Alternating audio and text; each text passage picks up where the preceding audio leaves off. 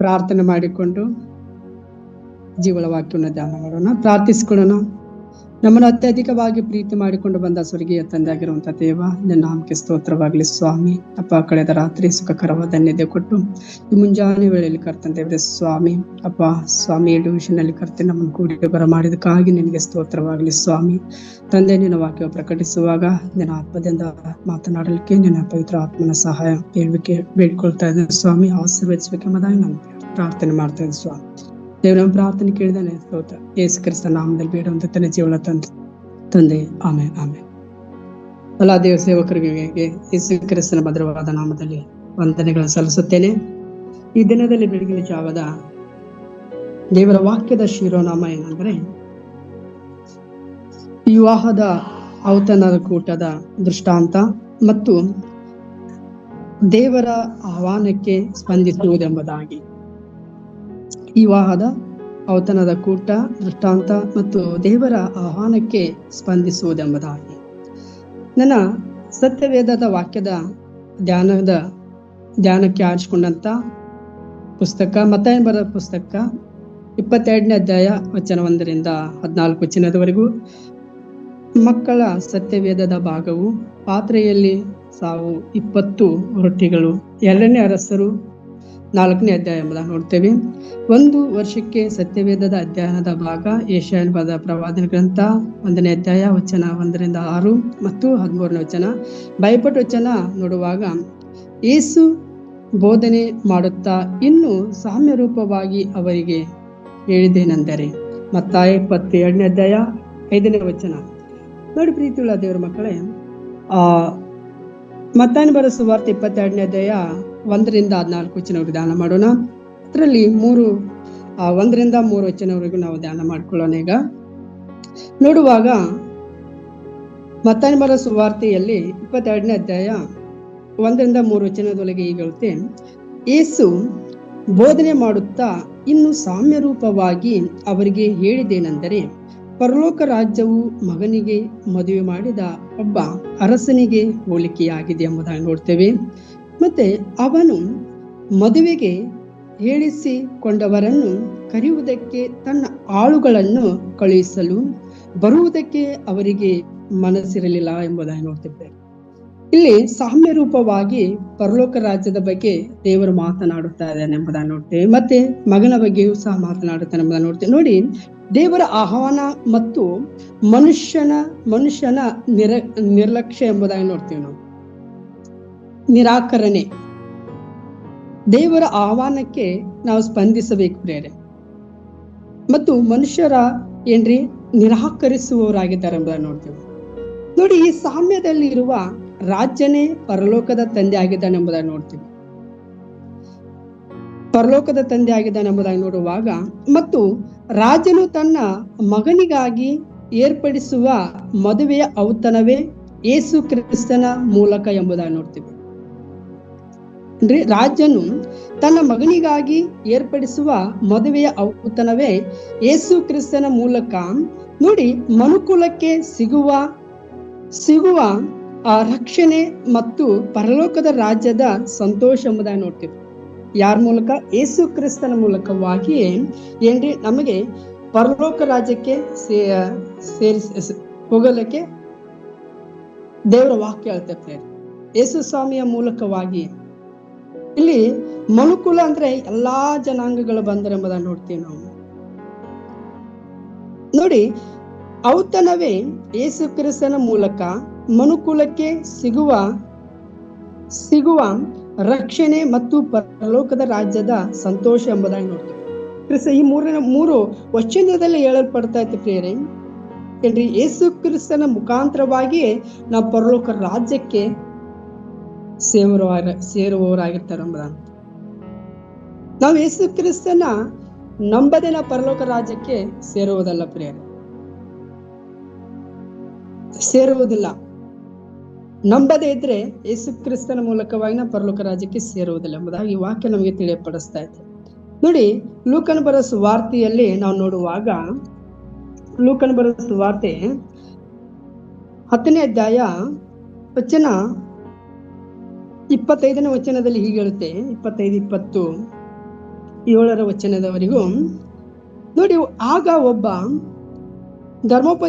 ಧರ್ಮೋಪದೇಶಕನು ಎದ್ದು ಆತನನ್ನು ಪರೀಕ್ಷಿಸುವುದಕ್ಕಾಗಿ, ಬೋಧಕನೇ, ನಾನು ನಿತ್ಯ ಜೀವಕ್ಕೆ ಬಾಧ್ಯನಾಗುವಂತೆ ಏನು ಮಾಡಬೇಕು ಎಂದು ಕೇಳಲು, ಆತನು ಅವನಿಗೆ, ನೋಡಿ ಯೇಸು ಸ್ವಾಮಿಯವರು ಹೇಳ್ತಾ ಇದ್ದಾರೆ, ಆತನು ಅವನಿಗೆ ಶಾಸ್ತ್ರದಲ್ಲಿ ಏನು ಬರೆದಿದೆ, ಹೇಗೆ ಓದಿದೆ ಎಂಬುದಾಗಿ ಕೇಳ್ತಾ ಇದ್ದಾರೆ. ಅವಾಗ ಎಂದು ಹೇಳಿದನು. ಅದಕ್ಕೆ ಅವನು ನೋಡಿ, ನಿನ್ನ ದೇವರಾಗಿರುವ ಕರ್ತನನ್ನು ನಿನ್ನ ಪೂರ್ಣ ಹೃದಯದಿಂದಲೂ ಸೇವಿಸಬೇಕಂತೆ. ಪೂರ್ಣ ಹೃದಯದಿಂದ ನಿನ್ನ ದೇವರಾಗಿರುವಂತ ಕರ್ತನನ್ನು ಪೂರ್ಣ ಹೃದಯದಿಂದ ಸೇವಿಸಬೇಕು. ನಿನ್ನ ಪೂರ್ಣ ಪ್ರಾಣದಿಂದಲೂ ಮತ್ತು ಆತನನ್ನು ಏನ್ರಿ ಸೇವಿಸ್ಕೋಬೇಕು, ಪ್ರೀತಿ ಮಾಡ್ಬೇಕಂತೆ. ಮತ್ತೆ ನೋಡಿ, ನಿನ್ನ ಪೂರ್ಣ ಶಕ್ತಿಯಿಂದಲೂ ನಿನ್ನ ಪೂರ್ಣ ಬುದ್ಧಿಯಿಂದಲೂ ಪ್ರೀತಿಸಬೇಕೆಂಬುದ ಮಾತ್ರವಲ್ಲದೆ ಮತ್ತು ನಿನ್ನ ನೆರೆಯವನನ್ನು ನಿನ್ನಂತೆ ಪ್ರೀತಿಸಬೇಕು ಎಂದು ಬರೆದಿದೆ ಅಂದನು ಎಂಬುದಾಗಿ. ಯೇಸು ಕ್ರಿಸ್ತನ ನಾಮದಲ್ಲಿ ಮತ್ತು ನಾವು ಆತನನ್ನು ಮೊದಲು ಪೂರ್ಣ ಹೃದಯದಿಂದ ಸೇವಿಸಿಕೊಳ್ಳಬೇಕಂತೆ. ಮತ್ತೆ ಪೂರ್ಣ ಪ್ರಾಣದಿಂದಲೂ, ನಮ್ಮ ಜೀವಮಾನದ ಇರುವರೆಗೂ ನಮ್ಮ ಪ್ರಾಣದಿಂದಲೂ ಆತನನ್ನು ಹಿಂಬಾಲಿಸಬೇಕಂತ. ಮತ್ತು ನಿನ್ನ ಪೂರ್ಣ ಶಕ್ತಿಯಿಂದಲೂ ನಿನ್ನ ಪೂರ್ಣ ಬುದ್ಧಿಯಿಂದಲೂ ಪ್ರೀತಿಸಬೇಕು ಮತ್ತು ನಿನ್ನ ನೆರೆಯವನು ನಿನ್ನಂತೆ ಮತ್ತು ಪ್ರೀತಿಸಬೇಕೆಂಬುದಾಗಿ ದೇವರು ವಾಕ್ಯ ಹೇಳುತ್ತೆ. ಹಾಗೆ ನೋಡುವಾಗ ಪ್ರೀತಿಯುಳ್ಳ ಮಕ್ಕಳೇ, ಕ್ರಿಸ್ತ ಯೇಸು ಸ್ವಾಮಿಯವರನ್ನು ಪೂರ್ಣವಾಗಿ ನಂಬಿ, ಪೂರ್ಣವಾಗಿ ಸ್ವೀಕರಿಸಿಕೊಂಡು, ಪೂರ್ಣವಾಗಿ ಆತನ ಮಾರ್ಗದಲ್ಲಿ ನಡೆಯುವಾಗ ನಾವು ದೇವರ ರಾಜ್ಯಕ್ಕೆ ಸೇರುವವರಾಗಿದ್ದೇವೆ ಎಂಬುದಾಗಿ ವಾಕ್ಯ ಹೇಳುತ್ತೆ. ನೋಡಿ, 22 ಅಧ್ಯಾಯದಲ್ಲಿ 4ನೇ ವಚನದಿಂದ 7ನೇ ವಚನವರೆಗೆ ನೋಡುವಾಗ, ಮೊದಲನೇ ಬಾರಿಗೆ ಆಹ್ವಾನಿಸಲ್ಪಟ್ಟವರು ಯಾರೆಂಬುದಾಗಿ ನೋಡುವಾಗ, ಮೊದಲನೆಯ ಬಾರಿಗೆ ಆಹ್ವಾನಿಸಲ್ಪಟ್ಟವರು ಯಾರೆಂಬುದಾಗಿ ನೋಡುವಾಗ ಇಸ್ರಾಯೇಲರು ಮತ್ತು ಯಹೂದ್ಯರು ಎಂಬುದಾಗಿ ನೋಡ್ತೀವಿ ನಾವು. ಇಲ್ಲಿ ನೋಡಿ, ತಿರುಗಿ ಬೇರೆ ಆಳುಗಳನ್ನು ಕರೆದು, ನೀವು ಊಟಕ್ಕೆ ಹೇಳಿಸಿಕೊಂಡವರ ಬಳಿಗೆ ಹೋಗಿ, ಇಗೋ ಅಡಿಗೆ ಸಿದ್ಧವಾಗಿದೆ, ನನ್ನ ಹೋರಿಗಳನ್ನು ಕೊಬ್ಬಿದ ಪಶುಗಳನ್ನು ಕೊಯ್ಸಿದ್ದೇನೆ, ಎಲ್ಲಾ ಸಿದ್ಧವಾಗಿದೆ, ಮದುವೆಯ ಊಟಕ್ಕೆ ಬನ್ನಿರೆಂಬುದಾಗಿ ಅವರಿಗೆ ಹೇಳಿರೆಂದು ಅಪ್ಪಣೆ ಕೊಟ್ಟು ಕಳುಹಿಸಿದೆಂಬುದಾಗಿ ನೋಡ್ತಿರ್ತಾರೆ. ಸ್ವಾಮಿಯವರು ಏನ್ರಿ ಜನಾಂಗಗಳನ್ನು ಕರೆದುಕೊಂಡು ಬನ್ನಿರಿ, ಊಟಕ್ಕೆ ಸಿದ್ಧವಾಗಿದೆ ಎಂಬುದಾಗಿ ಹೇಳ್ತಾ ಇದ್ದಾರೆ. ಅಲ್ಲಿ ನಾವು ನೋಡುವಾಗ, ಆತ್ಮಿಕವಾಗಿ ತೆಗೆದುಕೊಳ್ಳುವಾಗ, ರಾಜ್ಯನು ತನ್ನ ಸೇವಕರನ್ನು, ಪ್ರವಾದಿಗಳನ್ನು ಕಳುಹಿಸಿ ಮೊದಲೇ ಆಹ್ವಾನಿಸಲ್ಪಟ್ಟವರನ್ನು ಕರೆಯಲಿಕ್ಕೆ ದೇವರು ಕಳಿಸ್ತಾ ಇದ್ದಾನೆ. ಮತ್ತೆ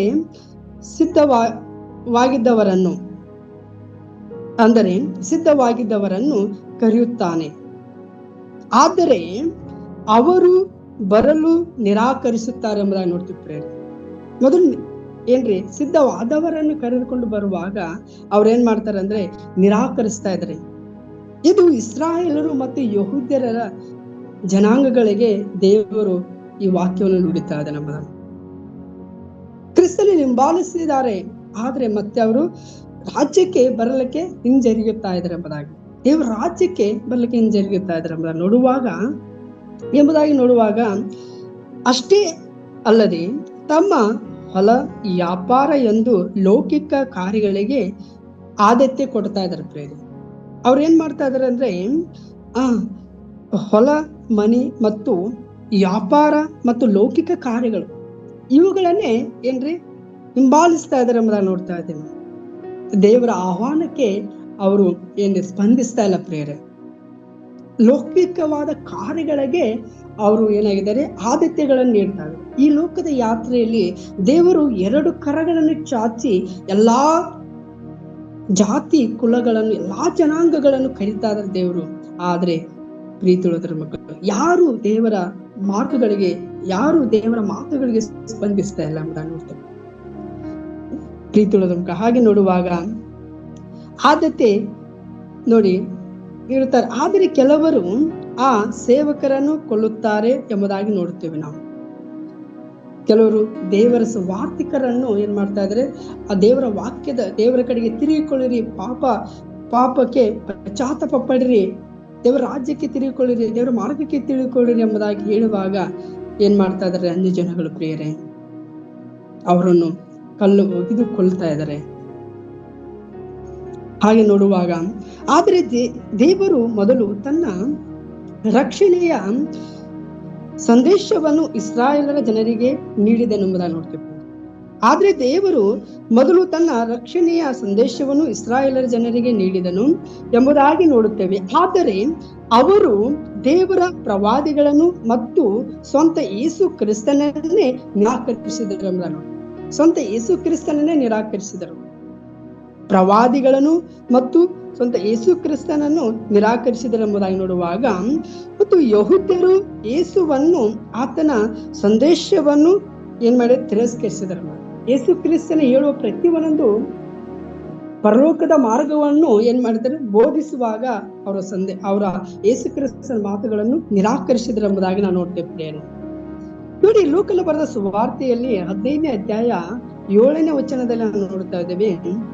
7ನೇ ವಚನದಲ್ಲಿ ಅಲ್ಲಿ ಸುಂಕದವರು ಮತ್ತು ಪಾಪಿಗಳ ಸಂಗಡ ಏನ್ ಮಾಡ್ತಾರೆ, ಯೇಸು ಸ್ವಾಮಿಯವರು ಊಟಕ್ಕೆ ಹೋಗ್ತಾ ಇದ್ದಾರೆ. ಅಲ್ಲಿ ಫರಿಸಾಯರು, ಶಾಸ್ತ್ರಿಗಳು ಏನ್ ಮಾಡ್ತಾರೆ, ಆತನ ಮೇಲೆ ಗುಣಗುಟ್ಟುತ್ತಾ ಇದ್ದಾರೆ. ಅವಾಗ ಯೇಸು ಸ್ವಾಮಿಯವರು ಸಾಮ್ಯ ರೂಪವಾಗಿ ಹೇಳ್ತಾ ಇದ್ದಾರೆ ಅವರಿಗೆ, ಒಬ್ಬ ಮನುಷ್ಯನಲ್ಲಿ 100 ಕುರಿಗಳು ಇರಲಾಗಿ ಅದರಲ್ಲಿ ಒಂದು ಕುರಿಯು ತಪ್ಪಿಸಿಕೊಂಡು ಹೋದರೆ ಆ ಕುರುಬನು 100 ಕುರಿಯನ್ನು ಅಲ್ಲೇ ಬಿಟ್ಟು ತಪ್ಪಿಸಿಕೊಂಡಂತ ಕುರಿಯನ್ನು ಮತ್ತೆ ಹುಡುಕಿಕೊಂಡು ಬಂದು ಅದನ್ನು ಅವರ ಒಟ್ಟಿಗೆ ಸೇರಿಸಿದಾಗ ಅದೇನಾಗ್ತದೆ, ಆ ಕುರಿಗಳು ಸಂತೋಷವಾಗಿರ್ತಾರೆ. ನೋಡಿ, ಇಲ್ಲಿ ಅರ್ಥವಾಗಿ ನೋಡುವಾಗ, ಆತ್ಮಿಕವಾಗಿ ತೆಗೆದುಕೊಳ್ಳುವಾಗ, ಅದರಂತೆ ದೇವರ ಕಡೆಗೆ ತಿರುಗಿಕೊಳ್ಳುವುದಕ್ಕೆ ಅವಶ್ಯವಿಲ್ಲದ 99 ಮಂದಿ ನೀತಿವಂತರಿಗಿಂತ ದೇವರ ಕಡೆಗೆ ತಿರುಗಿಕೊಳ್ಳುವ ಒಬ್ಬ ಪಾಪಿಯ ವಿಷಯವಾಗಿ ಪರಲೋಕದಲ್ಲಿ ಹೋಗುವುದೆಂಬುದಾಗಿ ಸಂತೋಷ. ಪಾಪಿ ಕೆಟ್ಟು ಹೋಗಿರುವಂತ ಒಬ್ಬ ಪಾಪಿಯನ್ನು ದೇವರ ಕಡೆಗೆ ತಿರುಗಿಸಿದಾಗ, ದೇವರ ಮಾರ್ಗದಲ್ಲಿ ನಡೆಸಿದಾಗ ಪರಲೋಕ ರಾಜ್ಯದಲ್ಲಿ ಏನಾಗ್ತದೆ, ಸಂತೋಷವಾಗ್ತದೆ ಎಂಬುದಾಗಿ ನೋಡಿ ಪ್ರೀತಿಗಳು. ದೇವರ ಸೇವಕರಾಗಿರುವ, ದೇವರ ಮಕ್ಕಳಾಗಿರುವಂತ ನಾವುಗಳು ನಶಿಸುತ್ತಿರುವ ಆತ್ಮಗಳಿಗೆ, ಪಾಪದಲ್ಲಿ ಜೀವಿಸುತ್ತಿರುವಂತಹ ಆತ್ಮಗಳಿಗೆ ನಾವು ದೇವರ ಮಾರ್ಗವನ್ನು ಅವರಿಗೆ ತೋರಿಸುವವರಾಗಿರ್ಬೇಕೆಂಬುದಾಗಿ, ತಿಳಿಸುವವರಾಗಿರ್ಬೇಕೆಂಬುದಾಗಿ ದೇವರ ವಾಕ್ಯ ನಮಗೆ ತಿಳಿಯಪಡಿಸ್ತದೆ.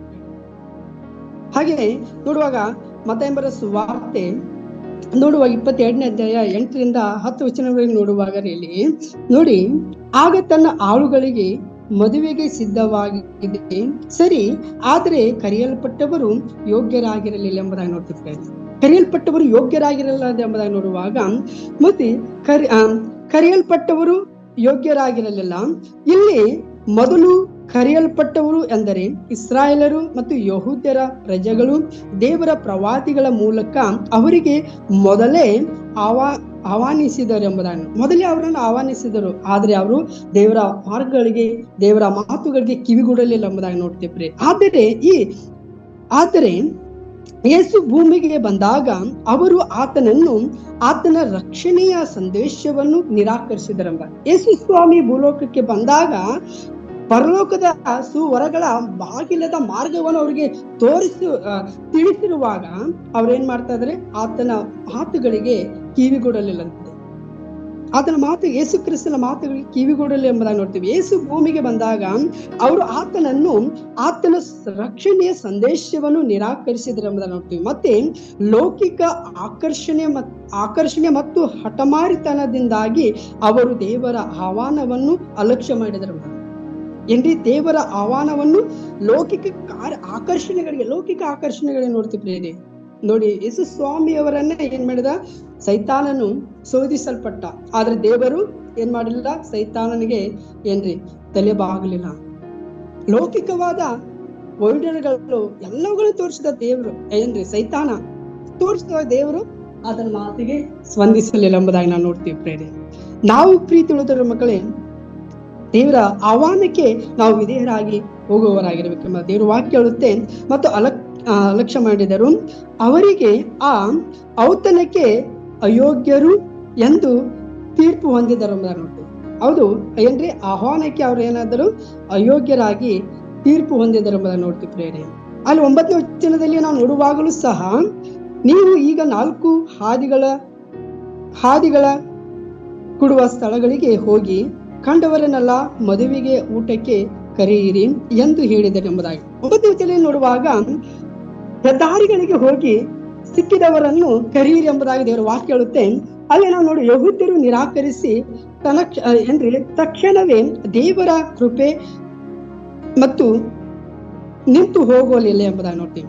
ಯಹೂದ್ಯರು ನಿರಾಕರಿಸಿದ್ರು ಸಹ ದೇವರ ಕೃಪೆಯು ಏನ್ ಮಾಡಿರಲಿಲ್ಲ, ನಿಂತು ಹೋಗಲಿಲ್ಲ ಎಂಬುದಾಗಿ ನೋಡ್ತೀವಿ. ಅರಸನು ತನ್ನ ದಾಸರನ್ನು, ಶಿಷ್ಯರನ್ನು ಮತ್ತು ಸೇವಕರನ್ನು ಹೆದ್ದಾರಿಗಳಿಗೆ, ಅಂದರೆ ಯಹೂದ್ಯರಲ್ಲದೆ ಅನ್ಯ ಜನರ ಬಳಿಗೆ ಕಳುಹಿಸುತ್ತಾನೆ ಮತ್ತು ಎಂಬುದಾಗಿ ನೋಡುವಾಗ, ರಕ್ಷಣೆಯ ಸುವಾರ್ತೆಯು ಕೇವಲ ಒಂದು ಜಾತಿಗೆ ಅಥವಾ ಜನಾಂಗಕ್ಕೆ ಸೀಮಿತವಾಗಿರದೆ ಜಗತ್ತಿನ ಪ್ರತಿ ಒಬ್ಬ ಮನುಷ್ಯನಿಗೂ ಎಂದು ದೊರೆಯುತ್ತದೆ ಎಂಬುದಾಗಿ ನೋಡ್ತೀವಿ.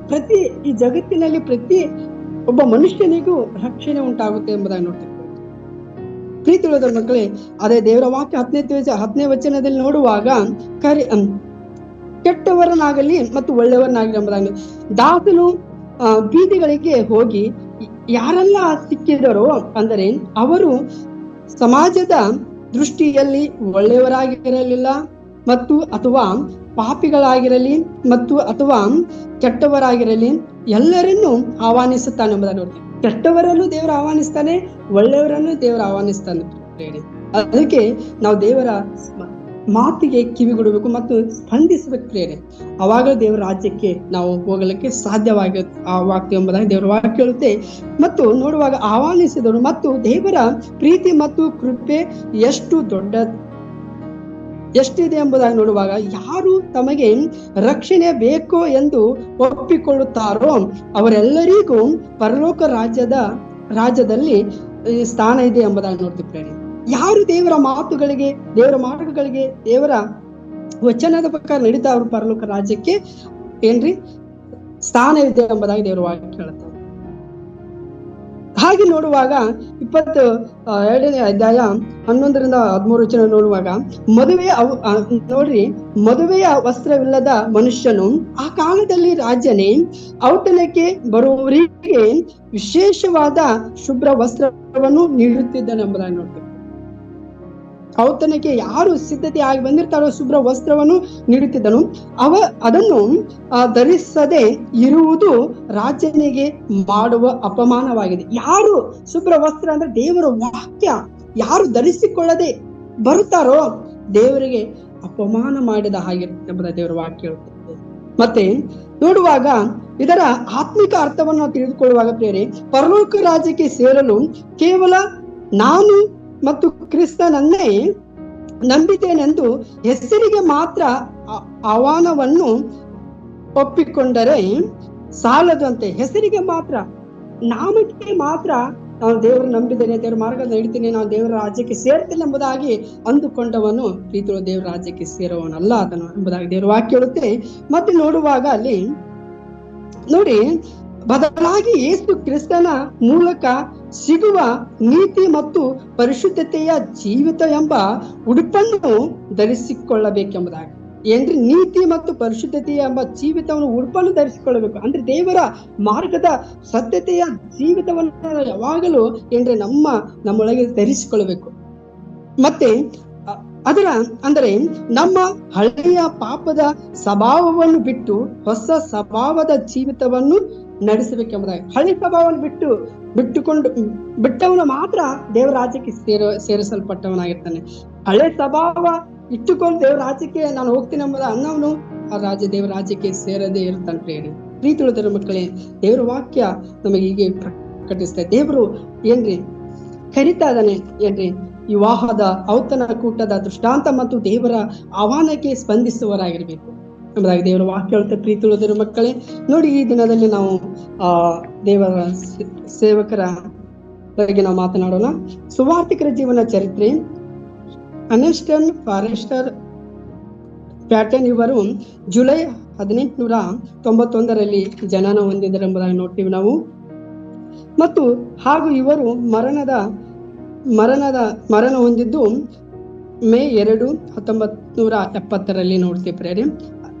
ಅರ್ನೆಸ್ಟ್ ಫಾರೆಸ್ಟರ್ ಅವರು ಒಬ್ಬ ಸೈಂಟಿಸ್ಟ್, ಸುವಾರ್ತೆಯ ಮತ್ತು ಕಲಾವಿದರಾಗಿದ್ದು ಅವರ ಭಾರತದಲ್ಲಿ ಸೇವೆ ಸಲ್ಲಿಸಲು ತಮ್ಮ ಜೀವನವನ್ನು ಮುಡುಪಾಗಿಟ್ಟರೆಂಬುದಂತೆ. ದೇವರ ರಾಜ್ಯವನ್ನು ತಿಳಿಯಪಡಿಸಲಿಕ್ಕೆ ಎಲ್ಲಿ ಬಂದ್ರೆ ಭಾರತ ದೇಶಕ್ಕೆ ಬಂದರೆಂಬುದಾಗಿ ನೋಡ್ತೇವೆ. ಮತ್ತು ಕ್ಲಾಸ್ರೋದಿನಲ್ಲಿ ಜನಿಸಿದರು. ಅವರು ಬಡವರ ನಡುವೆ ವಾಸಿಸಲು ಮತ್ತು ಕ್ರಿಸ್ತನ ಪ್ರೀತಿಯನ್ನು ಹಂಚಿಕೊಳ್ಳಲು ಸೌಕರ್ಯವನ್ನು ತೋರಿದ. ಅವರ ಒಳ್ಳೆಯ ಮಾರ್ಗವನ್ನು ಏನ್ರಿ ಎಲ್ಲ ಇದ್ದು ಆಸ್ತಿ ಅಂತಸ್ತುಗಳನ್ನು ಎಲ್ಲಾ ತೋರಿದ ಬಿಟ್ಟು ದೇವರ ಮಾರ್ಗವನ್ನು ಅವರು ತಿಳಿಸಲಿಕ್ಕೆ ಬಂದರೆ ನೋಡ್ತೀವಿ ಬಡವರ ಮಧ್ಯದಲ್ಲಿ ಪ್ರೇರೆ. ಹಾಗೆ ನೋಡುವಾಗ ಅವರು ತಿರುಪುಲ್ ತೋರಿನಲ್ಲಿ ಕ್ರಿಸ್ತ ಕುಲ ಆಶ್ರಮವನ್ನು ಸಹ ಸ್ಥಾಪಿಸಿದರು. ಭಾರತೀಯ ಸಂಸ್ಕೃತಿಯಲ್ಲಿ ಕ್ರೈಸ್ತ ಫೆಲೋಶಿಪ್ ಅನ್ನು ಉದ್ದೇಶಿಸಿದರು ಎಂಬುದನ್ನು ನೋಡ್ತೇವೆ. ಫೆಲೋಶಿಪ್ ಅನ್ನು ಸಹ ಉದ್ದೇಶಿಸಿದರು ಎಂಬುದನ್ನು ನೋಡ್ತೇವಾಗ ಮತ್ತು ಪ್ಯಾಟರ್ನ್ ಅವರ ಜೀವನವನ್ನು ಪ್ರಾರ್ಥನೆಯಾಗಿತ್ತು ಮತ್ತು ಕತ್ತಲೆಯ ಮತ್ತು ಸೇವೆಯನ್ನು ಮತ್ತು ಸರಳತೆಯಲ್ಲಿ ಸಂಯೋಜಿಸಿದರು. ಮತ್ತು ಅವರ ಸಂಸ್ಥೆಯ ಐಕ್ಯತೆ, ನಮ್ರತೆ ಮತ್ತು ಪ್ರಾಯೋಗಿಕ ಪ್ರೀತಿಯನ್ನು ಒತ್ತಿ ಹೇಳುತ್ತಿತ್ತು ಎಂಬುದನ್ನು ನೋಡ್ತೇವೆ. ನೋಡಿ ಪ್ರೀತಿ ತಿಳಿಯೋದ್ರ ಮಕ್ಕಳೇ, ದೇವರ ವಾಕ್ಯ ಹೇಳುತ್ತೆ ನಾವು ಆತ್ಮಿಕವಾಗಿ ತೆಗೆದುಕೊಳ್ಳುವಾಗ ದೇವರ ಆಹ್ವಾನಕ್ಕೆ ಸ್ಪಂದಿಸುವರಾಗಿರ್ಬೇಕೆಂಬ ದೇವರ ಈ ಸಹ ಅರ್ನೆಸ್ಟರವು ಸಹ ಅವರೆಲ್ಲವನ್ನು ತೊರೆದುಬಿಟ್ಟು ಪರಲೋಕ ರಾಜ್ಯದ ಮಾರ್ಗವನ್ನು ಬಡವರಿಗೆ, ಅನ್ಯ ಜನಾಂಗಗಳಿಗೆ ಅವರು ತಿಳಿಸುವರಾಗಿದ್ದರು.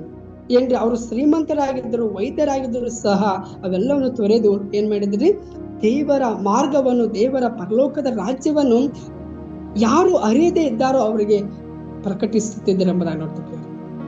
ನಾವುಗಳು ಸಹ ಪ್ರೀತಿ ಉಳ್ಳೋದರ ಮಕ್ಕಳೇ ದೇವರ ರಾಜ್ಯದ ಬಗ್ಗೆ, ದೇವರ ಮಾರ್ಗದ ಬಗ್ಗೆ ಅನ್ಯ ಜನಾಂಗದ ಕುಲಗಳಿಗೆ ನಾವು ಪ್ರಕಟಿಸಬೇಕೆಂಬುದಾಗಿ ದೇವರ ವಾಕ್ಯ ನಮಗೆ ಈ ದಿನ ತಿಳಿಸ್ತಾ ಇದ್ದೇವೆ. ಶುಭ್ರ ವಸ್ತ್ರಗಳನ್ನು ಧರಿಸಿಕೊಳ್ಳುವವರು ಎಂಬುದಾಗಿ ನೋಡುವಾಗ ನೀತಿಯ, ಸತ್ಯತೆಯ, ಪರಿಶುದ್ಧತೆಯನ್ನು ಧರಿಸಿಕೊಂಡು ಇದ್ದಾಗ ಅವಾಗ ನಾವು ಪರಲೋಕ ರಾಜ್ಯಕ್ಕೆ ನಾವು ಸೇರುವವರಾಗಿದ್ದೇವೆ. ಇಲ್ಲ ಅನೀತಿಯನ್ನು ನಾವು ಧರಿಸಿಕೊಂಡು ಮಾರ್ಗದಲ್ಲಿ ನಡೆಯುವಾಗ ನಾವು ಪರಲೋಕ ರಾಜ್ಯದಲ್ಲಿ ಸೇರದೇ ಇರ್ತೇವೆ. ದೇವರ ತಾನೇ ವಾಕ್ಯದ ಮೂಲಕ ನಮ್ಮೆಲ್ಲರನ್ನ ಆಶೀರ್ವಾದ ಮಾಡಿ ಪ್ರಾರ್ಥನೆ ಮಾಡೋಣ. ನಮ್ಮನ್ನು ಬಹಳವಾಗಿ ಪ್ರೀತಿ ಮಾಡಿಕೊಂಡು ಬಂದ ಸ್ವರ್ಗೀಯ ತಂದಾದ ದೇವರೇ, ನಿನ್ನ ನಾಮಕ್ಕೆ ಸ್ತೋತ್ರವಾಗಲಿ ಸ್ವಾಮಿ. ದೇವರೇ, ನೀನು ಕರ್ತನೆ ದೇವರೇ, ಎಲ್ಲಾ ಜಾತಿ ಧರ್ಮ, ಎಲ್ಲಾ ಜನಾಂಗಗಳನ್ನು ಕರ್ತನೆ ದೇವರೇ ಸ್ವಾಮಿ. ಅಪ್ಪ, ಪಾಪಿಗಳನ್ನು, ಒಳ್ಳೆಯವರನ್ನು, ಕೆಟ್ಟವರನ್ನು ಸ್ವಾಮಿ ದೇವರೇ, ನಿರ್ಗತಿಕರನ್ನು ಎಲ್ಲರನ್ನು ಕರ್ತನೆ ನೀನು ಕರ್ತನೆ ದೇವರೇ ಆಹ್ವಾನಿಸುವಂತ ದೇವರಾಗಿದೆ ಸ್ವಾಮಿ. ಆದರೆ ಕರ್ತನೆ ಈ ಲೋಕದ ಜನಾಂಗಗಳು ನಿನ್ನ ಮಾತುಗಳಿಗೆ ಕರ್ತನೆ ಸ್ಪಂದಿಸದೆ ಸ್ವಾಮಿ ಈ ಲೌಕಿಕವಾದ ಕಾರ್ಯಗಳ, ಲೌಕಿಕವಾದ ಮಾರ್ಗಗಳಿಗೆ ಕರ್ತನೆ ಹೋಗುತ್ತಿದ್ದಾರೆ ಸ್ವಾಮಿ ದೇವರೇ. ಅಂತ ಮಾರ್ಗಗಳಿಗೆ ಹೋಗುತ್ತಿರುವಂತ ಜನಾಂಗಗಳನ್ನು ನಿನ್ನ ರಾಜ್ಯಕ್ಕೆ ರಾಜ್ಯಕ್ಕೆ ನಡೆಸುವಂತೆ ನಮ್ಮೆಲ್ಲರನ್ನು ಕರ್ತನೆ, ಎಲ್ಲಾ ದೇವ ಸೇವೆಗಳು, ಎಲ್ಲಾ ಸ್ವಾಸಿಗಳನ್ನು ಉಪಯೋಗಿಸ್ಕೋಬೇಕೆಂಬುದಾಗಿ ನಾವು ಪ್ರಾರ್ಥನೆ ಮಾಡ್ತೇನೆ ಸ್ವಾಮಿ. ತಂದೆ ದೇವರೇ ಸ್ವಾಮಿ, ನಮ್ಮ ಕಲ್ವಾರಿ ಶಾಪಲ ಸಂಸ್ಥೆಗಾಗಿ ನಾವು ಪ್ರಾರ್ಥನೆ ಮಾಡ್ತೇನೆ ಒಡೆಯ. ನಮ್ಮ ಕಲ್ವಾರಿ ಶಾಪಲ ಸಂಸ್ಥೆಯಲ್ಲಿರುವಂತಹ ಎಲ್ಲಾ ದೇವ ಸೇವಕರುಗಳನ್ನು, ಅವರ ಮಕ್ಕಳನ್ನು, ಅವರ ಕುಟುಂಬಗಳನ್ನು ಎಲ್ಲರನ್ನು ಹೇರಳವಾಗಿ ಮುಟ್ಟಿ ಆಶೀರ್ವದಿಸಿ ಬಲಪಡಿಸು ರಾಜ್ಯ. ತಂದೆ ದೇವರೇ ಸ್ವಾಮಿ, ಬೆಂಗಳೂರು ಪ್ರಾಂತದಲ್ಲಿ ಸೇವೆ ಸಲ್ಲಿಸುತ್ತಿರುವಂತಹ ಎಲ್ಲ ಗುಣಶೇಖರ ಆ ಅಂಕಲ್ಗೋಸ್ಕರ ಪ್ರಾರ್ಥನೆ ಮಾಡ್ತಾ, ಅವರ ಮಕ್ಕಳಿಗೋಸ್ಕರ, ಅವರ ಸೇವೆಗಾಗಿ ಎಲ್ಲ ಸ್ವಾಮಿ ದೇವರೇ ಬಂಧು ಬಾಂಧವರಿಗಾಗಿ ನಾವು ಪ್ರಾರ್ಥನೆ ಮಾಡ್ತೀವಿ. ಎಲ್ಲರೂ ಆಶೀರ್ವದಿಸು ಬಲಪಡಿಸು. ಹಾಗೆ ಅಪಾಕಗಳ ಪ್ರಾಂತದಲ್ಲಿ ಸೇವೆ ಸಲ್ಲಿಸುತ್ತಿರುವಂತಹ ಸ್ವಾಮಿ ದೇವರೇ ಅಪಾಕದನ್ನು ನಿಂತ ಯಾರಿಗೋಸ್ಕರ ಪ್ರಾರ್ಥನೆ ಮಾಡ್ತಾನೆ ಬಿಡಿಯ ಸ್ವಾಮಿ. ಅವರ ಸೇವೆ, ಅವರ ಕುಟುಂಬ ಕರ್ತನೆ ಸ್ವಾಮಿ, ಹಾಗೆ ಕರ್ತನೆ ಎಲ್ಲಾ ಹಾಸ್ಟೆಲ್ ಮಕ್ಕಳನ್ನು ಕರ್ತನೆ, ವಾರ್ಡನ್ಗಳನ್ನು ಸ್ವಾಮಿ ಎಲ್ಲರನ್ನು ನಿನ್ನ ಕರೆಗೊಪ್ಪಿಸಿ ಪ್ರಾರ್ಥಿಸ್ತಾನೆ ಸ್ವಾಮಿ. ಅವರಿಗೆ ಆರೋಗ್ಯ, ಬಲ, ಶಾಂತಿ, ಸಮಾಧಾನ ಕೊಟ್ಟು ನಡೆಸು ರಾಜ್ಯ. ತಂದೆ ಇನ್ನೂ ಹೆಚ್ಚಾಗಿ ನಿನ್ನ ಸೇವೆಗಳಲ್ಲಿ ಉಪಯೋಗಿಸಿ ಎಂಬುದಾಗಿ ನಾವು ಪ್ರಾರ್ಥನೆ ಮಾಡ್ತೀನಿ ಬಿಡಿಯ ಸ್ವಾಮಿ ದೇವರೇ. ಈ ಒಂದು ಸ್ವಾಮಿ ದೇವರೇ ಜೂಮ್ ಆಪ್ನಲ್ಲಿ ಕೂಡಿ ಬಂದಂತೆ ಎಲ್ಲಾ ನನ್ನ ಆತ್ಮೀಯ ದೇವ ಸೇವಕರುಗಳಿಗೋಸ್ಕರ, ಎಲ್ಲಾ ಆತ್ಮೀಯ ವಿಶ್ವಾಸಿಗಳಿಗೋಸ್ಕರ ಪ್ರಾರ್ಥನೆ ಮಾಡ್ತೀನಿ ನೋಡಿ ಸ್ವಾಮಿ. ಅವರೆಲ್ಲ ಕೊಂಡು ಕೊರತೆಗಳು, ಎಲ್ಲಾ ಸಮಸ್ಯೆಗಳನ್ನು ನೀಗಿಸು ಸ್ವಾಮಿ ದೇವರೇ. ನಿನ್ನ ರಾಜ್ಯಕ್ಕಾಗಿ, ನೀತಿಗಾಗಿ ತೌಕಪಟ್ಟು ಸ್ವಾಮಿ ದೇವರೇ ನಶಿಸುವ ಆತ್ಮಗಳನ್ನು ನಿನ್ನ ರಾಜ್ಯಕ್ಕೆ ಸೇರಿಸುವಂತೆ ಎಲ್ಲರನ್ನು ಉಪಯೋಗಿಸಿ ಎಂಬುದನ್ನು ಪ್ರಾರ್ಥನೆ ಮಾಡ್ತೀನಿ ನೋಡಿ ಸ್ವಾಮಿ. ಈ ದಿನ ಮೊದಲುಗೊಂಡು ಕರ್ತನೆ ದೇವರೇ ಕೊನೆಯವರೆಗೂ ಕರ್ತನೆ ದೇವರೇ ಸ್ವಾಮಿ ತಂದೆ ದೇವರೇ ನಮ್ಮನ್ನು ನಿನ್ನ ಆತ್ಮಿಕ ರೀತಿಯಾಗಿ ಸ್ವಾಮಿ ನಮ್ಮನ್ನು ನಡೆಸಿ ಎಂಬುದನ್ನು ಪ್ರಾರ್ಥನೆ ಮಾಡುತ್ತಾ ಎಲ್ಲಾ ಸ್ತುತಿ ಘನ ಮಾನ ಮಹಿಮೆಯನ್ನು ಒಬ್ಬರಿಗೆ ಸಲ್ಲಿಸ ಯೇಸು ಕ್ರಿಸ್ತನ ಮಧುರವಾದ ನಾಮದಲ್ಲಿ ಬೇಡೊಂದುತ್ತೇನೆ ಜೀವನ ತಂದೆ, ಆಮೆನ್.